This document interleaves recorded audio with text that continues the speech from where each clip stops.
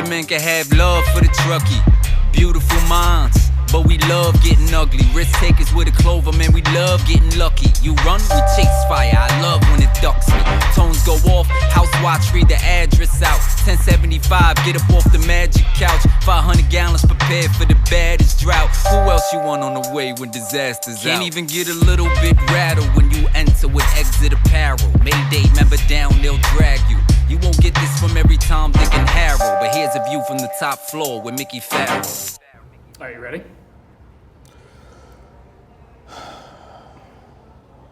I guess so. You wanted to do this. I wanted to cancel, and you made me come here. Oh, now it's my fault. And you used a word like insurmountable. That's a big word. I don't think I've ever used that in anything I've written. That's a fantastic word. So we've already started. So effective leadership, this came out, let's see. This came out 7 hours ago today. Effective leadership in high pressure situations demands more than just tactical skills. It requires a solid foundation of grit and resilience. Leaders must confront challenges head on with the courage to stand firm even when the odds seem insurmountable. Grit is what separates good leaders from the rest and enables them to trust their people to perform their duties without hesitation. Micromanaging, on the other hand, stifles creativity and autonomy, leading to decreased morale and productivity. God, I want to circle that paragraph right there.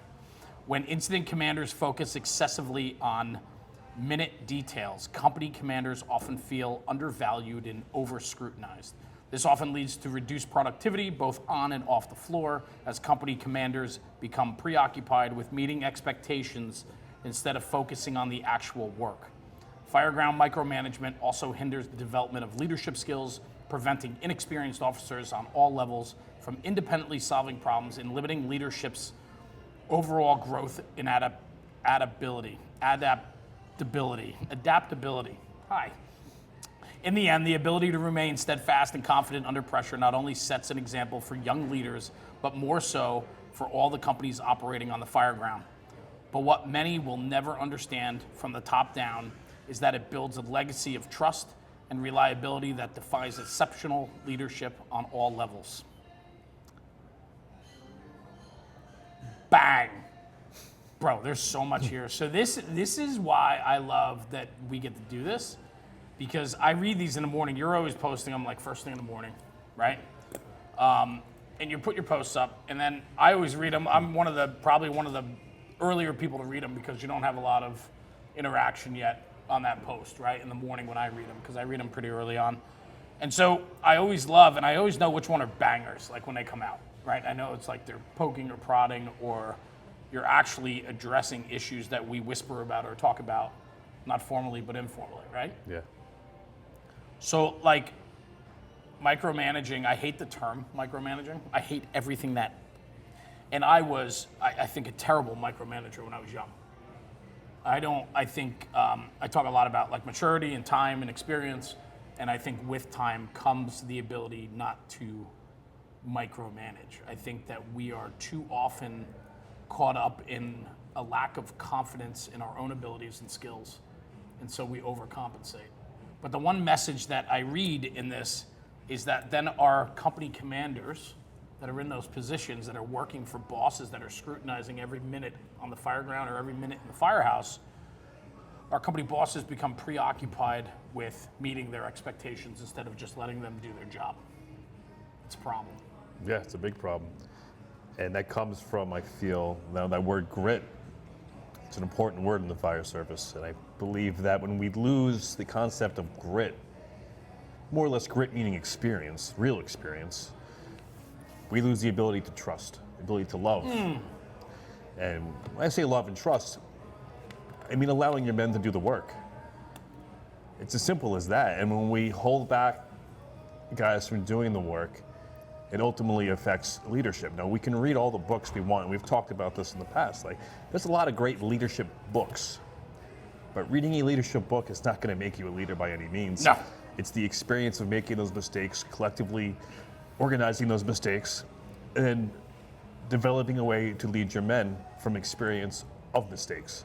And, humility is another word that we've talked about that gets thrown around quite a bit, but grit and humility are two are two words or two theories, if you will, that for me makes a great leader, and that is circumference with the word love. And you don't truly love your men unless you trust them to make decisions under stress. And that's where we have to get to with the leaders we are today and the leaders we have coming in, that not necessarily everyone has the time on the job, and with time comes experience, but you have to be able to take on that role and trust those company officers on the command level with their experiences to make the right decisions. I think so many things when it comes to this topic, but the one thing I want to stress, which I think is unique for you and where you come from, is you guys certainly operate with a very defined role and responsibilities of every single person in every company. You guys are very specific in the job at hand, what that job entails, your position, your tools, your actions, your all of it, right? Whereas majority of fire departments might have a riding position that day, but it's not clearly defined a lot of times.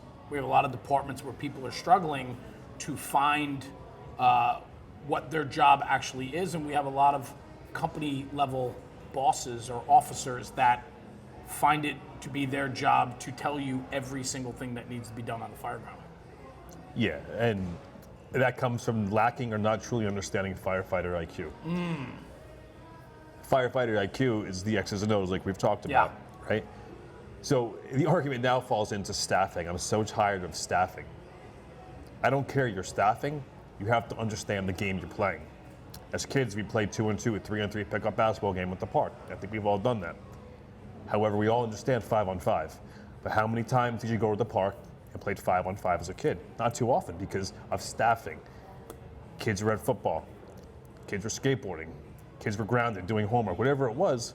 You played 1-on-1, 2-on-2, 3-on-3, but you understood basketball IQ. That translates to firefighter IQ. We have to know the X's and O's of the fire, of where you fit in at that fire ultimately, and how to pivot and fill in the gaps. So if you're riding on a rig with 1 in 3, you still have to understand that in the moment, we still have to cut this roof. We still have to get into the rear maybe. Let me put the X's and O's and move it around to play the game the right way. This comes from, again, understanding the IQ of firefighting. Yes, but that has to be clearly defined though, right? We know going out the door that we have a job at hand and the job needs to get done, and there are certain things that have to all go in order to make sure that we get to a proven outcome of success, right? Whatever that looks like. My issue is that before I go down the road of micromanagement of our company commanders, which I do want to talk about, I want to talk about, first off, I think a lot of fire departments don't allow their company commanders to be successful because they don't have a true definition of what the roles and responsibilities are of those companies. I think that it's very gray, and that's what I was getting at with you. And I agree with you. You and I, when I was there when you started coming up in your mind about the X's and O's of the fireground, I was like, yeah, like football, right? We're sitting down running plays, and you got the X's and O's on the. I think we might have been sitting in the airport or something on the plane. 100%, it just kind of clean to me, yeah. And it makes tremendous sense that is what we do. But even before we can get to the chalkboard, you got to have somewhat of a playbook. Yeah. And the problem is, though, is I think so many places don't have a clearly defined playbook, which then doesn't set our people up for success from the commanders on down. And if your backstep firefighter doesn't know what his actual role and responsibility is every time they go out the door, and they have to be told what to do. I mean, I look at this permission-based fire service that we live in today. It's all permission-based. Like, that's why I was saying where you come from, very defined, very specific. You guys teach it, train it from day one. You know your job at hand. You line up a roll call. You know your position, and that tells you what to do, where to be, how to act, what to have, right? Yeah. There's a lot of places that don't have that. And when you don't have that, you make up your own plays. And that's where it gets dangerous. When you start making up the playbook. On the fly. Yes. At times, yes, we have to call audibles, but the audibles are in the book as well. That's part of the game. Yes. That's part of the game. And that's stuff that, those oddballs are the stuff that we're drilling on, we're training on. The plan A, B, C. Okay, let's go to D. What's D really? Let's talk about D tonight, right? So those are your tabletop drills, talking about the what ifs. but you can't rely on the what ifs every time. You have to have A, B, and C in line to a formatted way of playing the game. That's how you succeed. We always focus on the what ifs. Drives me nuts with training. Yeah. Instead of just going through and tackling the 90%, we're always focused on the 10%. Meaning 10%, this could happen, so then what? Well, we'll get there. Yeah. Can we concentrate on the 90%, get that down to muscle memory, get that down to our, in and out bread and butter, and then let's talk about the 10%. But it's like we always look to push or poke or, but what if this happens? What if that happens? I'm sure you get it all the time on your posts when you put something. It's like, it's not Bible. You're not preaching. It's a work in progress. Like, these are thoughts that come out. And of course there's going to be an exception to everything that we talk about. Yeah. Right? And that's one of the things with training that I get angry with sometimes is that you go to these scenarios and they're throwing everything at you. Firemen down, multiple 1045s of victims, people jumping out windows. It's like, why don't we have the training evolution where we find nobody, and then you as the officer. That's right. I remember you talking about this. Yes. Then you as that officer build the confidence that you can now clearly give that report to the command, say ladder 1 to command, primaries are negative on the fire floor. And give them confidence to make that report. Yes, and now that incident commander can trust you. You have to build that trust by being confident when there's nothing going wrong. Things are going good. Trust me, I got this, Chief. But the training starts with that. You can't go into your first training evolution and have 40 victims laying around the apartment, It's not reality, but that's what we train for the worst, right? I love that. I remember we were in Alabama and we were talking about that. And you said to me, I've never been to a training conference where we're doing search and there's never not a victim. Yeah. We always have victims when we do search drills. It's almost like if you come up empty-handed, you missed a victim because you didn't grab one. Yeah, and then you're questioning your ability to do the search. You got to build the confidence that you can do the job. They always say, train to expect to see a fire, train to expect to find victims. Yes, we want to expect and train to do all these things, but also train to build confidence that you are doing your job properly. Operational reality. Yes. We're not finding victims at every fire. No. And we have to instill the confidence in our people that when they search that room and they didn't find anyone, or there's not a baby under the crib or behind the couch or between the wall and the mattress, for them to get on the radio and then give the report that primary search is negative, they can have confidence behind that report. It's just shooting a million foul shots. Boom, boom, boom. You're sinking every one. Yeah. Right? Yeah. You got to build that confidence during practice, during training, to sink that foul shot every time. Because when you go to the game, the real pressure's on. Can you perform? Well, I did it in training 1,000 times. I feel pretty confident that I can complete the basics without any hesitation. Building that relationship with, ultimately, the incident commander. Now, that's where the term grit comes into. Well, the incident commander has built what he has done throughout his career by going to fires, performing searches and coming up negative many times and being confident to give it. Now, on the other side, flip the script, he's the guy in the street receiving that report. He trusts his commanding officer because he's done it. He went to 1 million fires and found 0 victims. He knows that's an operational reality, that we're not going to find a victim at every fire. So let's train to do that, I think. I think that's a good way to start building the confidence and understanding the IQ of firefighting is through not every fire is going to be plan D. Yeah. Yeah, I mean, sometimes one line through the front door puts the fire out, we mop up and go home. And most times, that's the way it goes. Yeah, I mean, that's exactly it. And I'm sitting here and I'm thinking about my past in all these years in the fire service, and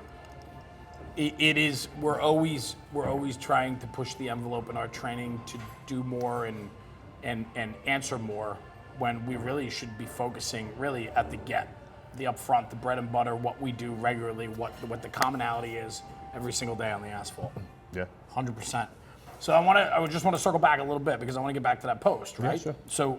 So we talked about, and I brought up, I kind of wanted to set the stage. I want to go in progression. So I talked about where our departments and companies are failing us, where we don't have a clear playbook or roles and responsibilities of writing positions and things like that, which creates an environment of a permission fire department, where we have our firefighters asking for permission to do work or to be told. They're not going to act or take initiative because they're waiting to be told to go act and take initiative, right? So now we move to the company officer, right? We get away from the department, now we're at that company officer level, and we find a lot of times that people in the fire service, and I talk about this a lot, I know you do too, but I've been pretty heavy on it lately, talking about how people are seeking out more about culture and leadership than they are tactics and skills. Yeah. And it's like, I think the equation is so flipped in the fire. We should be focusing 90% on strategy, tactics, and skills, and 10% on culture and leadership, but instead it's so skewed the other way, right? And it's because we're starving for that, right? So, we're starving so much for the leadership side of things. It goes to your post about micromanagement, not knowing how to lead. Leading people, being a leader requires an unbelievable amount of trust in your people and also confidence in your own abilities. And confidence to understand when to step back and let your people work. All part of it, right? I agree with you 100%. So we need to get our people to have a sense of confidence about themselves to be in that position. But we all know that there are plenty of leaders that lack confidence. Ego gets in the way. A whole lot of things can cloud judgment or create poor leadership. So I don't know, just your thoughts on the company leader and what maybe some of those, you just went through this yourself. You're still navigating that space. You're a newly promoted lieutenant after 20 plus years in the fire service. So I think a lot of it is, going back to that word humility, I have the grit from going to fires, and I truly believe that. I don't think grit is a word that displays any bit of overconfident. It's just going to fires and making mistakes over and over, learning from them. That's where you develop your grit. Yeah. But navigating that arena of being a new company officer, that's hard. It's hard. It's very challenging. But it's really hard to develop into that leader that you want to be if the next level up that you're answering to is not allowing you to do that. And that's where the whole micromanaging word comes into, is that just let me do my job. And that comes from you having the same time frame in your mind of what run or box or fire or emergency we're operating at. There's a timestamp in the mind of the chief that he has to remember that, we still have to get into the lobby, we still have to go up the stairs, we still have to find the apartment, we still have to gain access to the apartment. Even for a basic water leak or gas leak, a nuisance run, it takes time to get into position. And then when that incident commander is prompting you for an answer, you're not even thinking about the job you have to do or getting the detailed information. You're rushing what you have to say because you're so fearful of letting him down. So I think it's a give and take between the incident commander and the company officer.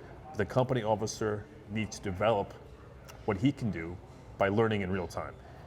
And that comes down to the tempo and flow of a fire emergency, where I talk about often, but it's very real and very important that even though the company officer is setting the tempo of the fire, the chief officer has to come into that fire and realign himself with that tempo that's being set by that first new truck officer.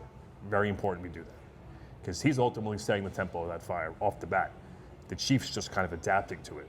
And when the chief fights that, doesn't adapt to it, well, that's when we start to fail. Then you start to see the mismanagement, the micromanagement, it kind of starts all falling apart, and we're not really truly doing our job. We're just answering questions that are being prompted without true results. I wrote down patience, the word patience. It is a challenge. I've been there. I've played that command position many of times for fires.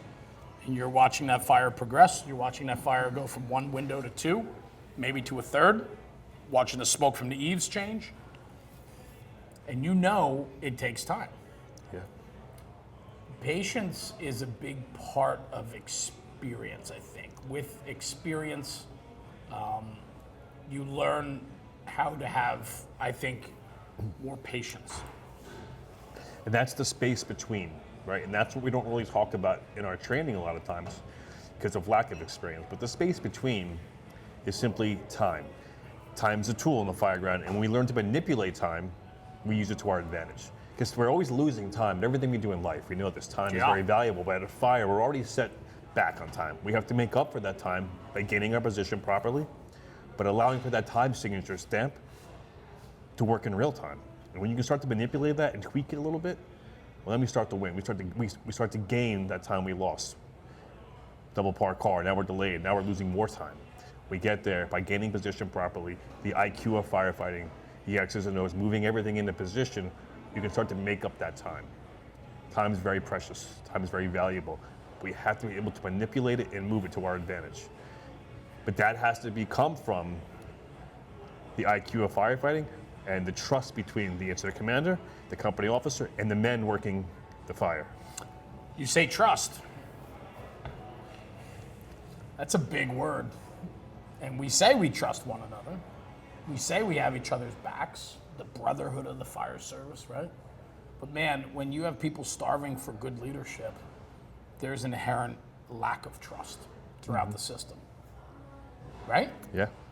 And I know, again, you and I, we do this often. You and I get to sit down and, we enjoy each other's company. We would be doing this whether the cameras are rolling or not, right? Whether we were recording or not. And what I love to bring to the table is just that other perspective, because you really have a perspective. I mean, I knew you were in the volunteers years ago, and so on, but there's a huge fire service out there, and there is not great positivity or roles of definitions for what our companies are doing, but goodbye, Sebastian, and so on. And thank you. And I think that trust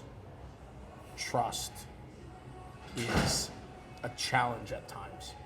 And I don't mean I trust you with my life. Nobody ever wants harm on one another. I mean trust that they're getting the job done. Trust that they're gaining position. Trust that, you know what I'm saying? Yeah, so again, you can read every Navy SEAL leadership book there is, and there's some value in that. But really, what goes hand in hand with trust? What's the other component in most things?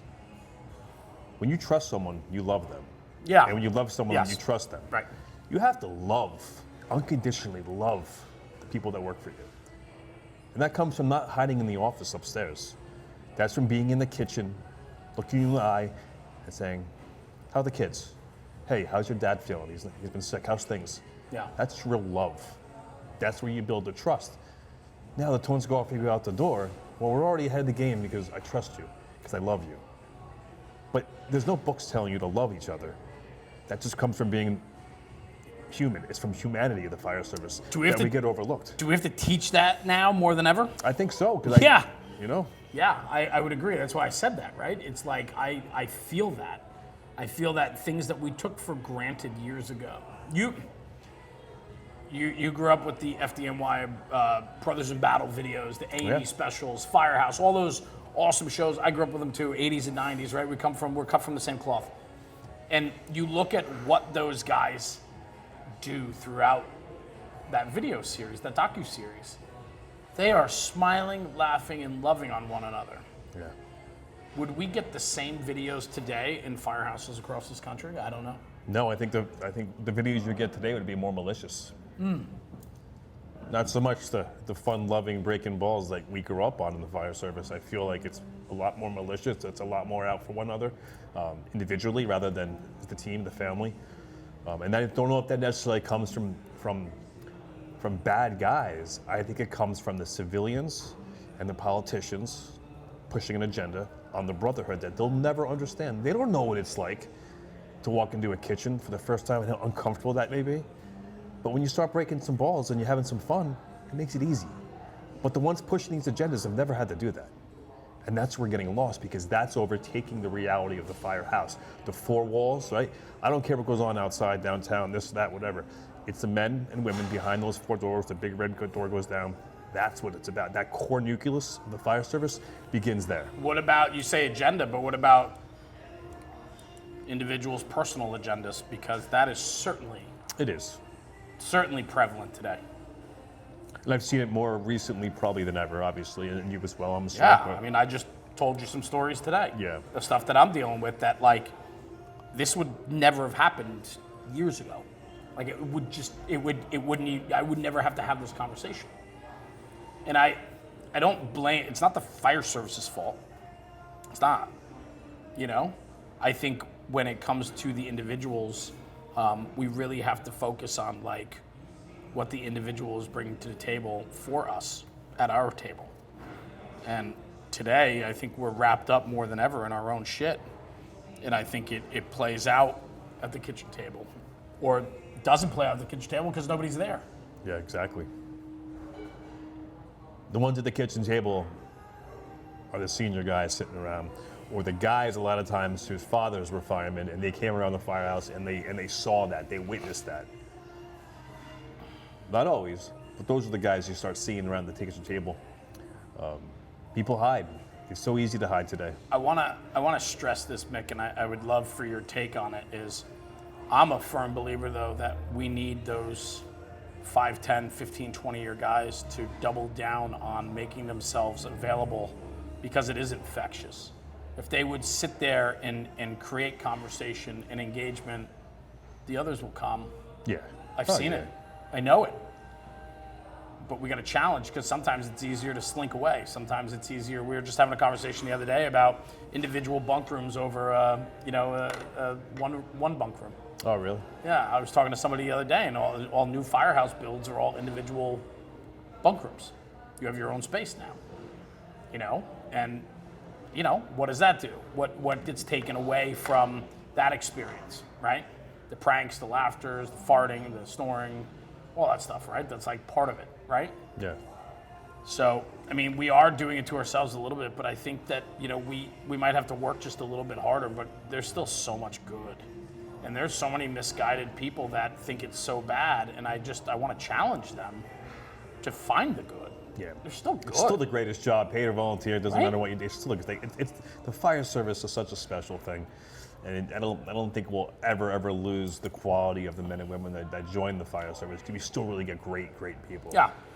Some bad apples, of course, but everything you do, there's bad apples. And I think if anything more today, I think the bad apples can kind of get by in certain places that one time they wouldn't be able to, mainly because of, I wouldn't say fire duty's down, but like, it's not what it was.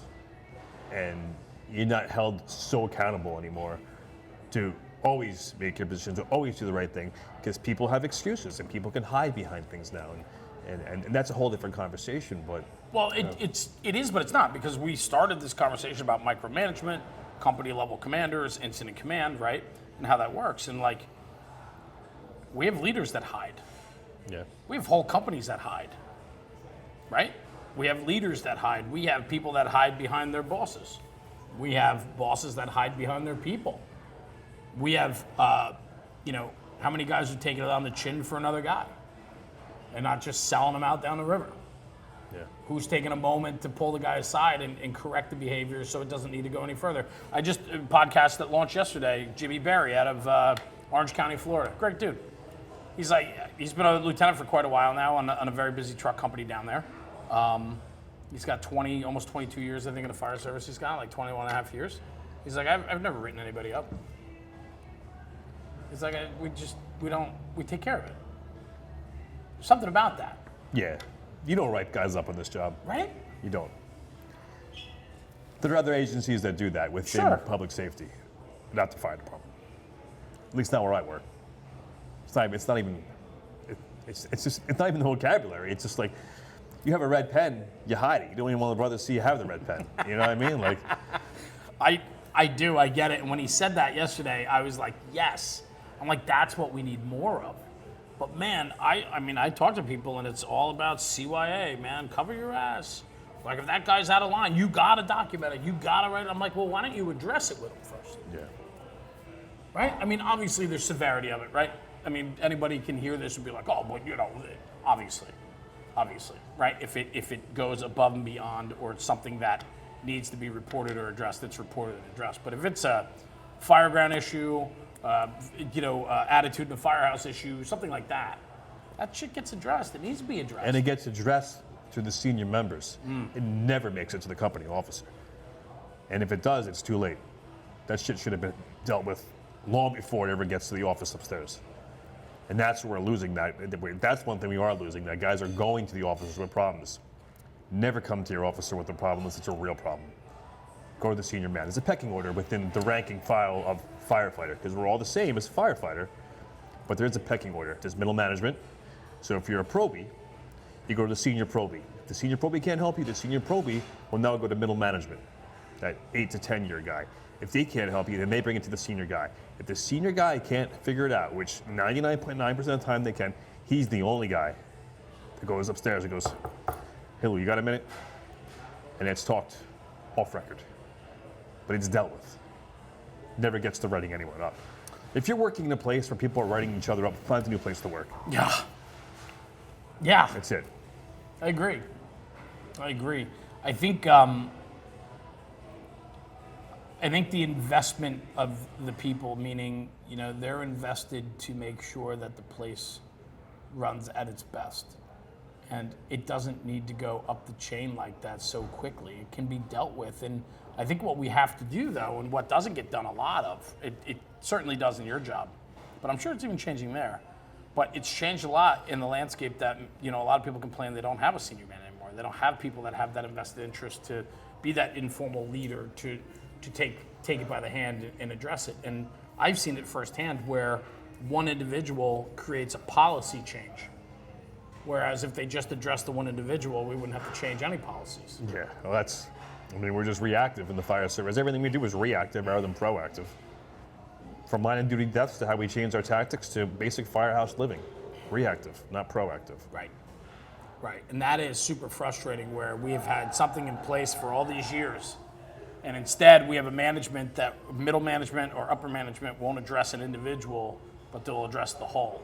And it's easier to do a sweeping policy change than it is to ring up a single guy or to address it. And this comes from the outside world influencing the inside world. Yeah. The outside world that doesn't understand what goes on behind the big red door. Standing policies and standards that really do not coincide with what's really going on with the core family, the love. And when the outside world is affecting the core values of that family, that's where we lose the love, we lose the love, we lose the trust, we don't have the leadership. It's all progressively moving either way, forward or backwards, but it's always progressively moving somewhere. Right. I would agree. All right, back to this post, because there's a lot of good little nuggets in here. So we talked about the company officer. We went from the company officer. Now we go up the line a little bit, right? And so this often leads to reduced productivity, both on and off the fire floor, as company commanders become preoccupied. We talked about that. Where is the one line that I want to hit on? When incident commanders focus excessively on the minute details, company commanders often feel undervalued and over-scrutinized. I've never heard it put that way before. The minute detail. Love that. It's just the ordinary details, right? So when we're focusing on something as simple as getting a last name, just let the officer give you the back. Don't prompt the officer, unless it's a brand new officer, right? You get a brand new guy, he's trying to figure it all out. Sometimes a good officer will prompt him to what's next. Right. But when you're dealing with guys that have been doing it for a little bit, let them make the decision. Let them figure out what the problem is they're addressing, and then giving that information to the next level. But you have to allow them to do the job inside, because once you start overstepping and missing that time balance transfer of what's going on, well, now we're not getting you accurate information, because now we're rushed. Now we're making things up because we think that you need to hear something. Right. You're starting to make things up. Yeah, we're rushing reports. Yes. Let the guys make the report. I had an old boss. We used to laugh because we had a certain chief that wouldn't allow the officer to get to where he had to be. 6-story walk up. It takes some time to walk up. We get to the 4th floor, the chief's prompting him for a report. So this old officer of mine, salty dog, he would turn the radio off when he got there. He'd walk up to the top floor, wherever he had to go in, figure out what's going on, turn his radio on, and then give the report to the chief, just so he wouldn't hear the chief yapping in his ear. Right. Because again, it takes a distraction from what your focus-driven mission is, to now you're worried about what you have to tell him. So it's rushing the reports, like you said. So you allow for those officers to make the decisions. Or you're getting false reports. Yeah. You're getting, there's an anticipation that, I know what's going to be up there when we get there. So you give that report on the way up, and then you get there and you go, nope. Yep. Or another company's giving a report they shouldn't be giving, right? That happens all the time, yeah. Right. And I think that creates an environment of confusion and danger, and you could really slippery slope very quickly into a pile of shit by doing that. Yeah. When I first came on the job, not to date myself, but we all didn't have radios. Looking back, it's completely insane because I don't have that much time on the job. But there was, within my years of being a career firefighter, not all of us carried radios. We'd go get the meal. We couldn't split up because you didn't have a radio. If we had a run, you missed the run. There's something to that. Very dangerous yet, but you listen to fires from back then to fires today. There's no overstepping. There's no bullshit on the radio. Like, there's a little bit, like every fire we have that, but now everyone has a radio. Everybody wants to give a report because everybody wants to prove that I know firefighter Q. I'm making my position. Let me get into position and give that report. Roof's open. Well, listen, I don't want you to tell me the roof's open because once that roof's open and the conditions will change inside, I'll know the roof's open. And when conditions aren't changing, I expect you to tell me ladder one, roof to ladder one. I'm delayed in getting to the roof. So I love that because I don't know, I think it was you and I having a conversation, but you're like, I don't care what you do, I care about what you didn't do. Exactly. What you can't do, more or less. That needs to be talked about more, America. It needs to be talked about because we're always giving reports of what we're doing. Well, if there's an expectation from the get, I expect you to go to the roof and make a hole. I expect you to go to the rear, throw a ladder, vent, enter, whatever your job is. If that's your job and those are your tasks, there's an expectation that that's getting done. Great. I don't have to worry about it because I'm not hearing any differently. It's only when you get on the radio and say, I can't do it. I'm delayed to the rear. Right? And then we pivot and then we understand the IQ of the firefighting, the IQ of the game. Now, if this X can't make it to here, well, this O is going to come to here and fill in that gap. Mm-hmm. We all have to understand the game. Very, very important. Yeah, this X gets screened by this O. Another X has got to cheat over to pick up the run. Like you watch the point guard bring the ball up in a basketball game. The guard's not telling him he's going to set the pick. You know that pick's coming. That's right. You know it's coming. And if it doesn't, well, then something's wrong. And then we talk about it. Right. But you just expect it. Why don't we talk about this more? I mean, in full transparency, like in 29 years, we've talked about this now for the last 5 or 6 in my world. Never before that was there a conversation that's like, hey, do your job. I don't think because everyone had radios that long ago. Now that everyone has radios, everybody wants to prove they're gaining their position. They're making their position. Hey, Tom, when you can we get another round? Thank you. I think that's a lot to do with it, though. Now you have the radio. You want everyone to know that you know what you're doing, so you tell everyone you know what you're doing. At one time, before the radio, you just went and did it. And we knew it was getting done because conditions were changing. They were getting better. That's funny because that then parlays into a lot of what I think is happening today. We're all looking for an attaboy. Yeah. We're all looking for endorsement. We're all looking for to be recognized for doing our job. And I think this kind of falls in line with a lot of the hands-on training that's out there. I know we spoke about this in the past, but a lot of the hands-on training, we're not speaking theory. We're just teaching the task. We're teaching what that objective is. Yeah, you're good. We're teaching you how to force the door, but we're not teaching you what goes on 10 feet inside the door. Right. That's the IQ of firefighting. Right. The door is just the obstacle. That's not the objective. The objective is 10 feet, 15 feet, 20 feet inside that hallway. That's what we have to talk about. And I think that we're not teaching that in our hands-on training, in our hot classes, and all these conferences that are great. We're just teaching the actual, defeating the obstacle, not the theory of why we're doing it. We're losing sight. So now we go to a fire, right? Mm-hmm. And you just went to a training event and you learned how to cut the roof. And you did the Milwaukee cut, this cut, the other cut. I don't know what the cuts are.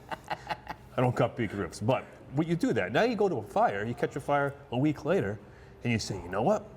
I just spent 2 days at a conference. I'm going to go to the roof. Even though there's already 3-4 other guys on the roof, when you have a dry line being stretched and it's not being stretched very quickly, maybe you should just fill in the gap and get that line into position, the pawn moving into position and getting that line in position. Rather, you want to be the knight or the bishop. And you go to the roof and you kind of just stand around. But after the fire, everyone says, what'd you do? What'd you do? What'd you do? Oh, I was in the roof. Didn't you see me? Right. So, thank you. Thanks, bro. So you understood kind of what to do, but you didn't know the theory, so you were at a position within the IQ of firefighting. But you wanted everyone to see you on the stage or the platform on that roof, saying, I was at the fire. 100%. I think though too, this guy's good. Very good, yeah. I think the thing is though, right, is like, we want to be seen. And the reason why we want to be seen is because we want to get accolades for doing or being there, right? Like, never before has it become a thing where, like, I even think, like, even awards and so on, we're recognizing people for years ago what were considered normal tasks. Like, it's just the whole process, it's become more about the individual. We talked about that earlier. Like, and it's just like everything we talk about just keeps coming back to me where it's like we've created an environment more so about the individual today than ever before. You know, it's like we should be doing a hell of a lot more unit citation awards and not like individual medals of, and regardless of what your beliefs are on recognize, just in general, I think like people are always looking for validation that they're worth what they think they brought to the table. It's like, you know, hey, I did that. Even dumb it down to the volunteer firehouse where it's like this guy's always the guy that lets the service company in, or he's always the guy that cooks, or he's always, but it's not done with just the belief that they want to do. It's almost like it's being done because they're looking for recognition for them doing something a little extra or above. When as years ago it was just understood, like, thank you. Like, yeah, we appreciate it. I'm not going to kiss your ass for it. Like, appreciate what you do. Yeah. I don't know. My dad always said, and we were like growing up in engine-based department, like most volunteer departments, because if you ever get your picture in the paper, you weren't doing your job. Right. You're out of position. Right. If you're putting the fire out, there's no news camera going to see you. It's afterwards if you get your picture paper. All right, the fire's out. But if there's fire and your picture's in the paper, he always said you're not doing your job. There's something to that, you know? Now, obviously, the roof, the OV, like in the city departments, yeah, it's a little different. And social media, you would see this in apps and you see all this stuff in real-time footage. It's a little different, but a lot of truth to that. It's like, if you get your picture in the paper and there's fire out 3 windows and you're an engine company, you're not doing your job. Agreed. Agreed. I love the I hate going to fires and standing there. I just hate it. It's like you called, you want us, put us to work. And I get very annoyed quickly when you go to a fire that's being mismanaged and there's work to be done and yet they're holding back companies from getting the work done or accomplished because the command staff is running out of the control of the fire scene, so it's easier to hold people back than to put people into forward positions. I firmly believe that. I think that's happening more and more every day, especially in like the volunteer fire world, right? Whereas that company shows up and you just automatically look at them and put them to work. I have a task for you to go do it. It doesn't happen like that much anymore. You really have to, my salesmanship comes out on the fire ground and talks our way into every fire because it's like, you know, I didn't come here. It's important to do that. 100%. And that comes with confidence. Like when you show up to a fire, not even in the volunteer world, like you show up to a multiple alarm fire, and I've done it in the past, where you show up and there's a list of companies. They're all standing there, right? They all want to go to work. Right. But if you walk up to that command post and you say, Chief, Ladder Company 1. Right in the eyes. We're here, what do you need us to do? Yep. Or if you're in the engine, Chief, Engine 1, we got a line, where do you want it? He might be saying in his mind, you know what? I was just about to call for a line. They got one. Listen, go do this, go do that, boom, start a line there. Because you're, not that you're prompting him, but you're telling him that we're here, my company is ready to go to work. I do it all the time. And we expect to go to work. I do it all the time. You have to. My big thing in the volunteer world is a lot of times getting a line to the fire takes precedent over searching in front of the line. And I know where you stand on that, and we've talked about it. But in the volunteer fire world, we need to get a line we need to get a line stretched. Absolutely. Got to get water on a fire. But a lot of times, you know, there are, especially like secondary or even primaries, maybe on the, you know, the floor above or something, it just isn't getting done in the timely fashion that it should be. Right? This is reality, right? So it's a lot of times that's my prompt to get in the door. Chief, search is complete, or you need us to take that, you know, take the top floor, or take the second floor. Yeah. You know, And nope, you know what? Yeah, if you guys can get up there and start giving me a search, I appreciate that. Yep, no problem. We're there. And I always told my guys too, like especially, I tell them now, but even more so as a firefighter, that listen, if we have a covering officer today, he's not us. He's not. For the day, he represents us. Unfortunately, if he's not doing what he's supposed to do, but this is your company, not his. He's there for the day. You go to multiple on fire as a senior guy. You walk to the main post and say, "Chief, so and so company is here. What do you need us to do?" Even though you're a firefighter, you can still do that. And any chiefs are going to kind of look at you like, "What the fuck's this kid doing?" Deep down inside, they like it. Any chief that thinks maybe that's not the right thing to do probably isn't worth his own salt. That said, having the presence that you are here and you want to go to work and we're willing to go to work and we expect to go to work, put us to work. Yeah. Doesn't have to always come from the officer. Because that officer is going to hide behind you guys because he doesn't want to go to work. No, that's not always, but I've had situations where that was the case. And by the senior guy going to the command post, ultimately the senior guy put the company to work by communicating with the chief. Sure. I love that position. In your job especially, where it's a highly coveted position that comes with a lot of responsibility and respect. And I wish we had more of that. And I wish more firefighters had the ability to have that influence during their career. What do you be, the senior man? Yeah. Oh yeah. Senior man they run the show, man. They run the firehouse. I'm very fortunate. I think it's an FDNY thing. If it's not, maybe I'm mistaken. If it goes beyond that, but the men truly run the firehouse. Officers don't do anything really much. They take care of the guys. Our number one thing to do is take care of the men. Right. Right. Chief D was just on Mike Cologne's podcast, and he talked just about that, about how our only goal, our only mission is to take care of the men, make sure they're good. And there's something to that. But in a good firehouse, that's really all you have to do is make sure they're good. Yeah. The senior guy runs the house. Yeah. Well, there's this level of expectation, and then there's a level of excellence that comes with that. That the chief is taking care of the men because he knows the men is going to take care of him. And that goes to how that battalion's operating, or how those companies work well together, or how they get aligned to fire quickly. Like, there is this massive mutual respect that goes across the table both ways, right? I'll take care of you, but because you guys always take care of me. Yeah. I had a chief in the 1-9 battalion. Chief Dottie was his name. Captain of 16 Engine. Just a true legendary chief. Not because he had all the greatest fires, because he loved his men. He would come to any firehouse, never had a bad thing to say about anybody, always had a smile. Brother, how you doing? How's the family? He took the time. He knew everybody's name, but they're always brother. It was always brother. Comes in, have a cup of coffee. What's going on, guys? And just talk. Most times when the chief comes by, it's a little awkward, a little nervous. Chief Dottie would come by. He's just like one of the guys coming by. Now, flip the script, we go to a fire. You would go break through any wall for that chief.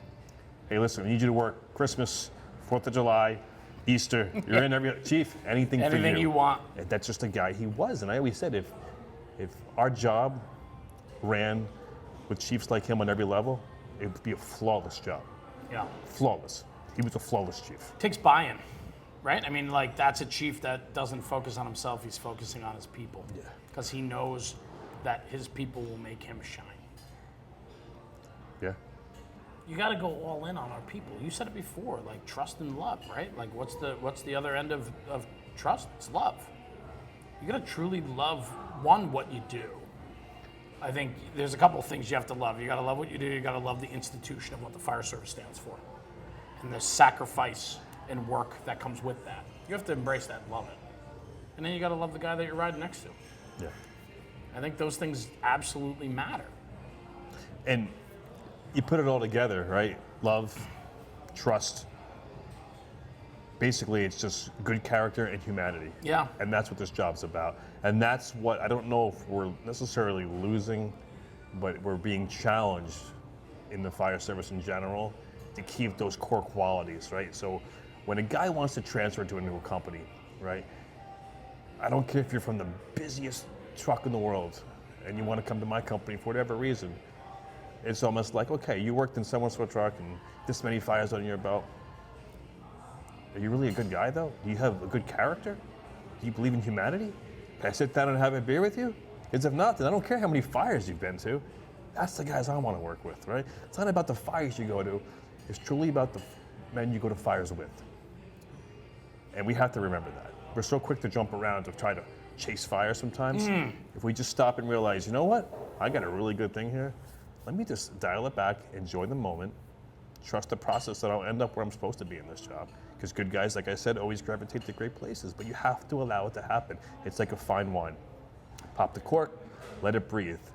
It's like your career. You pop the cork, let that wine breathe before you drink it. Let it see. Yeah.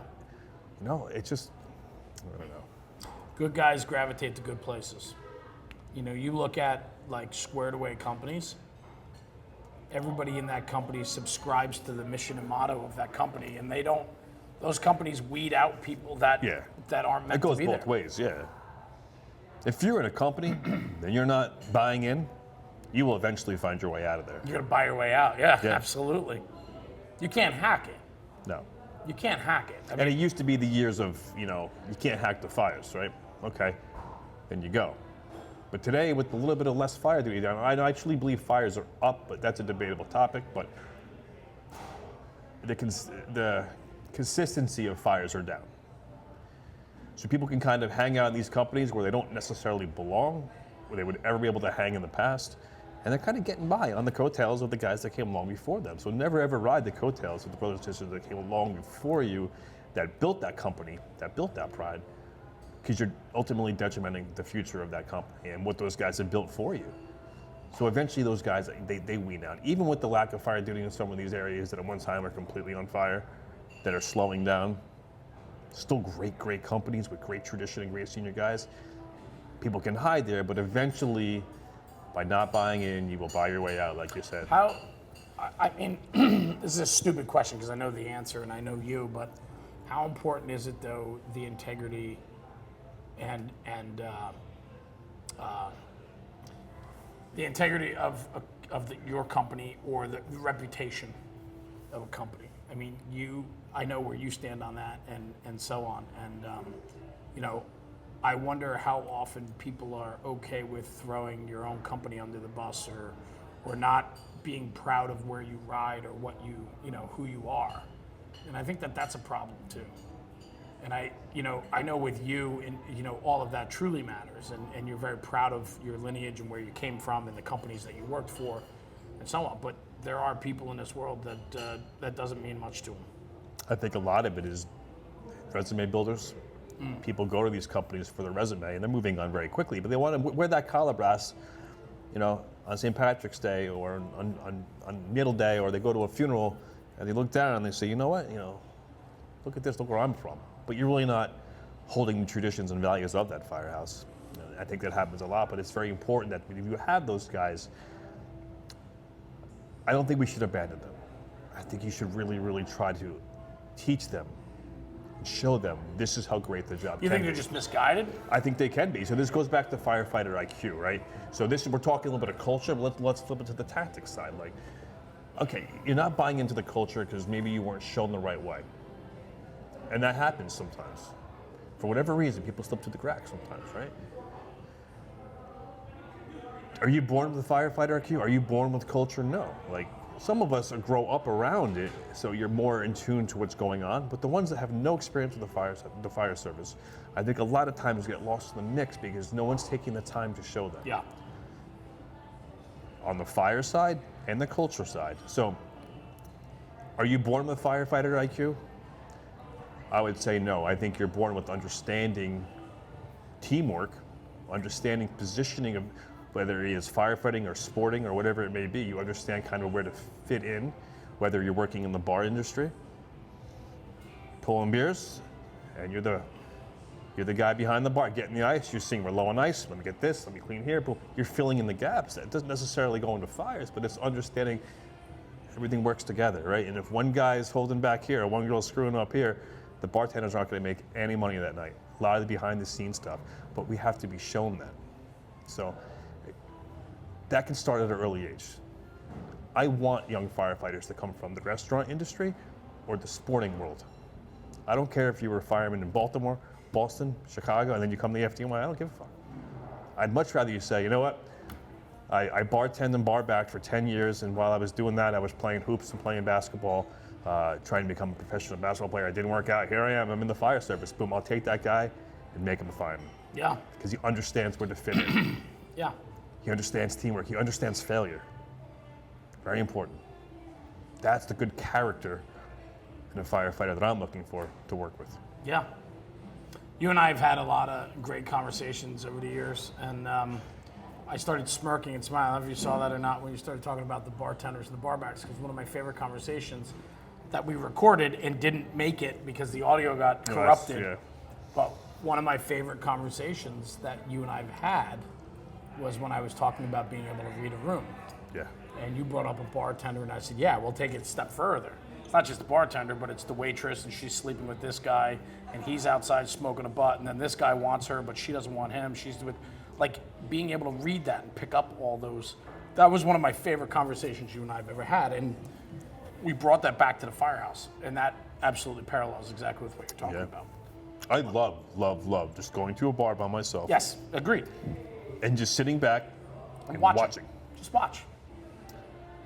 It parallels the fireground so dynamically that it's you would never believe it unless you really sat down and did it and just watched. Watch the behind the scenes, like you said. Now, I didn't take it to that level. You're taking it to the next level.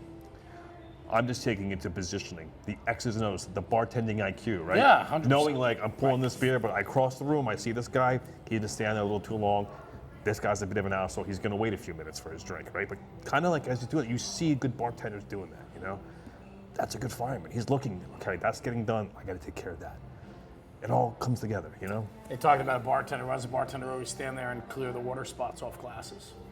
Because when they do it, what are they doing? Sizing up the room. Watching the room. They're watching the room, and they'll stand there and they'll clean every glass when they have a minute of downtime. And they stand there and they just look around and they're taking it all in. And I was never a bartender, but man, I would have been a good one. You would, Like, yeah, I definitely would have been, you know? I've always wanted to, on a side note, I've always wanted to have a breakfast lunch place, 12 counter stools, that's it, and the flat tops in front of the counter. So you engage the customers, and then as the next person comes in, everybody slides down one seat. You know what I mean? That type of place. Until by the time you get to your 12th seat, you're out. You know what I mean? That type of thing. And to me, that is like, that's fun. It's like engaging people, working with people. You give them a little bit of education. You're throwing a hash brown on their plate when they're not looking. Like, you know, you're engaging the kids when they come in. You get, like, there's something about that type of personality. And we need that personality. I talk a lot in my program about we're missing, like, the salesman or the guy. Every company used to have a guy. Mm-hmm. Every department had a guy. You need something done, call Mickey. Mickey's got a guy. If Mickey can't do it, Mickey's got a guy, and he knows a guy. Yeah. He's the guy that can get you new wiper blades on the engine quicker. He talks to the secretary, gets your overtime done, you know, gets you a new pair of gloves. He knows, you know, he knows the grocer around the corner will get chicken at half price tonight. Like, all those stuff, right? The guy. That is a learned. You inherently have a lot of that in you, but it's also a learned way about you. And I think that we need that personality in the firehouse more than ever today. Yeah. We need the guy, the salesman, the guy that can get it done. I love that guy. Yeah, and you're right, that's something that we are losing, and I think a lot of it comes from just how the tides are turning in this job and in the fire service, and how, you know, things got, you know, I don't want to go into COVID, but the world changed. Sure did. And even just going out and having a bite to eat, restaurants, they're still struggling. And we're years out of this because people have found comfort in staying home. And when they realize that it's easier not to get dressed and go out and communicate with people, I can just go on my phone and order food. Well, then we lose that guy. We lose the ability for that guy to get good at those skills. I have never DoorDashed or Uber Eats or any of it. I've never done it. Never. That's not my scene. No, not even close. But I think there's something to be said for that, you know. I don't even wait for, like, the local pizza place to deliver. I go get my car and go get it. Yeah. Like, why am I going to wait an hour if I can go get it in 15 minutes? Like, I got to drive across town. What's the big deal? Yeah. I don't know. There's something to that. I think it all goes hand in hand. But the experience of eating that pizza is walking in and seeing the guy behind making the pizza and saying, "Yo, Jay, what's up, bro? Hey, How's what's going things, on? man? Did you get out this Last weekend on the night? boat? Yeah, you know, right. like that interaction is special. It is. It is. We need to value that more than we do today.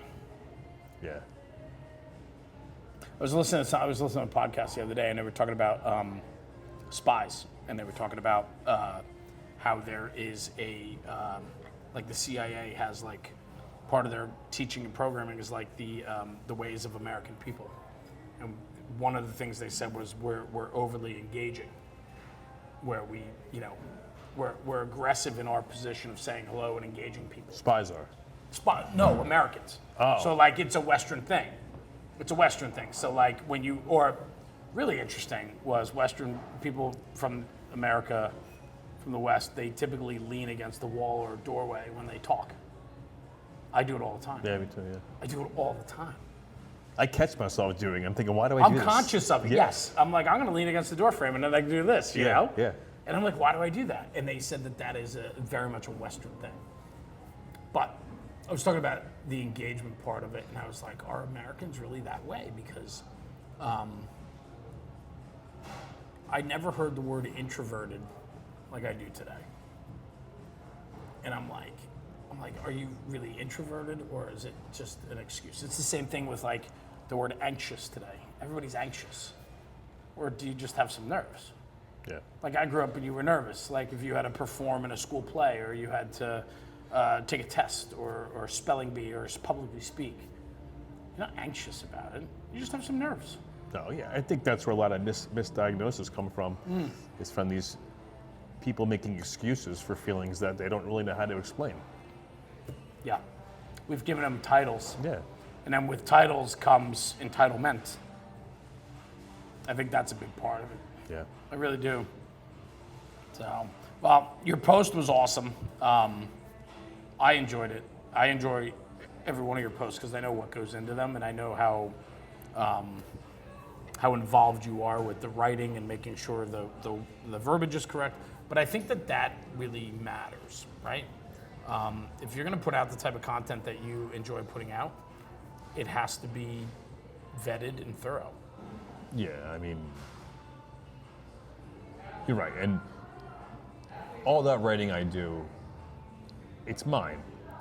But there's times where I'm talking, not so much the cultural side of things, but when I get into some tactics and stuff, and I'm not 100% sure on, which there's a lot I'm not 100% sure on, I'll bounce it off. I have a core group of 3 or 4 guys. Great network.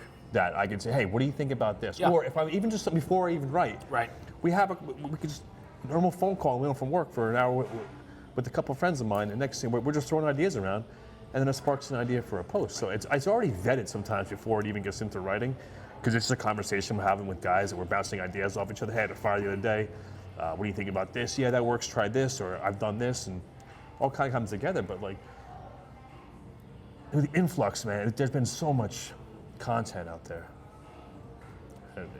Is it good or bad? I don't know. I'm starting to believe that it's bad because there's a lot, nothing against certain pages or content coming out, but we're just burying each other now.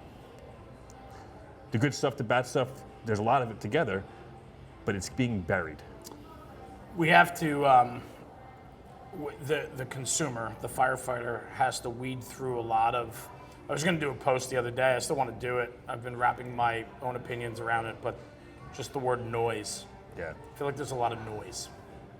I don't know if that's good or bad. Like you said, I don't know if it is good or bad, but what it does do is it creates an environment where, let's bring it back to our conversation, where the company boss has only made the 4th floor and the chief's already on the radio asking for a report. And he still has 2 more floors to go, and then he still has to get through the apartment threshold and get into the apartment and give a report.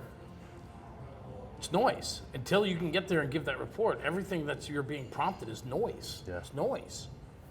It's the same thing today. I think there's a lot of noise, and we now have to force firefighters to weed through the noise to find the true transmissions that deliver. And you know, and it always plays itself out. It does. You know, it does. But what I would say is, you know, take it from where it comes from. And a couple things that you said to me long ago, which I hold dear, is if you're gonna look for information, look at who is consuming that information, look at who's sharing that information, and look who that person that's providing the information, look who they run with. Yeah. And that's how you know if that information that's being, or that noise, if you will, good or bad, is worth listening to. And it's also important too, where like we are having an influx of all these new accounts coming out with some great stuff, but guys aren't putting their names to it. So good or bad, Yeah. I'm not buying into your message because I don't know who you are. And if you can have the greatest content coming out and I'm reading, I'm like, yeah, this shit's good, but you don't put John Smith, so-and-so department, because you're scared to get in trouble. All right, take the department off, put John Smith. You have to own it though. Either way, you have to own it. If you're not owning it, don't put it out, because you can't really have a true conversation or debate with anyone unless I can say, I'm talking to Jeremy. I'm talking to John, I'm talking to Bill. If I don't know who I'm talking to, it's noise. It's all noise. 100%. It's like I read that, and it's like the Charlie Brown teacher, blah, blah, blah, blah. Even though there's good information, I'm like, a lot of times I don't even read it. I don't read a lot of stuff, to be honest with you, but we've talked about that. It's like, I don't want to pollute what's going on up here, you know? I'm so and, right there. and when I'm with saying you. pollution, it's not that it's bad content. I just don't want to be skewed to what I'm thinking, the things that I'm. So funny how you and I are certainly on the same page on that. Yeah. A lot of noise. Good or bad, it's noise to me because it influences 100%. what I believe in. Yep. That's it. I No, don't I want to be agree. influenced by anyone. I don't want to read. I like to read books. I like to try to read books. But again, we've talked about this. That's not my message. That's someone else's message. That's right. Mine comes from here. And it's one day if I do write a book, then that's great. People can read it. But no disrespect, I'm not going to read yours. I asked you what goes into your post, and you go 20 plus years, every single post. I love that. Yeah. I forget your exact words that you said to me, but and that caught me off guard. I was expecting you to be like, yeah, it takes like a week or two to write a post, you know, or to form my thoughts and then put it down and type it out and then edit it and then publish it. You know, it takes a week or two. You were like, it's taken me over 20 years. And I sat there and I go, boom. I'm like, that's absolutely true. I agree. Yours is yours. Yeah, I did a post, it was the other day, but the fine line, right? Yeah, you're a good reader. Read a couple passages of that. It's kind of what we're talking about. Check this out. Man. Fine line. Authenticity is experience-based learning versus social media influencers is deeply rooted in personal encounters and challenges. Influencers who have not navigated their own unique experiences often resort to replicating the content and styles of others, which may lack the depth and individuality that authentic engagement requires. On the flip side, firsthand experiences shared by some can lead to a deeper understanding and a distinct perspective that resonates authentically with their audience. But it's a fine line. I reposted that and put it's a fine line, 100%. Every success and failure on and off the fireground has a story that enhances character, providing valuable lessons and insights that are unique to them as individuals. This is what fosters genuine authenticity. As we move forward, it's possible that we will see more individuals setting themselves apart as more than just influencers. This will be a welcome change in a space that often criticized for being repetitive and lacking originality and experience. Perhaps we will shift towards a more diverse and creative firefighting educational landscape where authenticity and individually should be valued above all else. Only time will tell what the future holds, but it's exciting to think about the possibilities. This came from a conversation you and I had. Yeah. More or less, though, just there's good stuff out there. Yes. But you have to own it to make it great. The good stuff gets washed away. And when you're ready to take that step, listen, I started with an alias as well, but very quickly I learned that I'm going to go, not that I want to go anywhere, but this message is going nowhere because it's not addressed to me. And all the work I'm putting into it, I realized, why am I hiding behind all this work that I'm putting into this? So if you're putting the work into it and you have a good message, you have the grit, you have the experience, then put your name on it and let's go, baby. You know, like there's a lot of good stuff. A lot of people want to learn, right? So let's do this. And there's a lot of good stuff out there. From the get, that was the most important thing, was authenticity for me. Yeah. It was to put myself out there. And let me tell you something, the first year or two, Oh, what I was drawn to you was that you, like you say, there was what was the thing you always said? Full disclosure, right? Is that what you always said, right? yeah. And right away, I was like, wow, this guy's got some balls, because you were you blazed the trail in it's become an industry, I guess, in the industry of like no way I'm putting my face out there beyond my department, you know, and even within your department, it's like a scary thing to do. It's not easy. No, it's not easy. Even today, I still get scrutinized more than you'll ever know. The amount of scrutiny that gets in there, and it's comments, and it's this, and it's that. And I look at it this way, like, ultimately, I feel sorry for those people, you know, for them to take time out of their own day to share with me what their hate is. All right, like, I sleep well at night, you know? And that was important to me, though. But I agree with you 100%, man. If you're going to do this, and you and I have talked about it, some of the brightest and best in the fire service will never, ever share their thoughts and ideas because of just that.